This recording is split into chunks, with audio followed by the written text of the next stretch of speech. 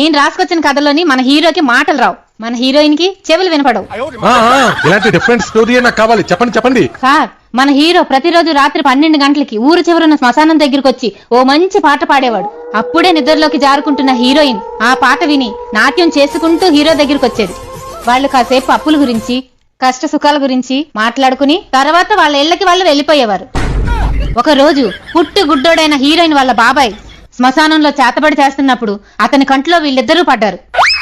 కళ్ళు లేని వాళ్ళ బాబాయ్ కాళ్ళు లేని హీరోయిన్ వాళ్ళ నాన్న దగ్గరికి వెళ్లి వీళ్ళిద్దరి గురించి చెప్పాడు. కాళ్ళు లేని వాళ్ళ నాన్న కోపంతో పరిగెత్తుకుంటూ వెళ్లి సైకిల్ ఎక్కి కిక్కు కొట్టి గుర్రం మీద టుక్ టుక్ టుక్ టుక్ అంటూ వెళ్లి జంగు పట్టిన శ్మశానం గేటు దగ్గర ఆగాడు. బొక్కపడిన ఫ్యాంటు జేబీలో నుండి గన్ను తీసి హీరో గుండెల్లో గురిపెట్టి టిష్యామని కాల్చాడు. ఆ గన్నులో నుండి 2 బాణాలు సుర్రుమంటూ వెళ్లి హీరో గుండెల్లో కసక్కమని గుచ్చుకున్నాయి.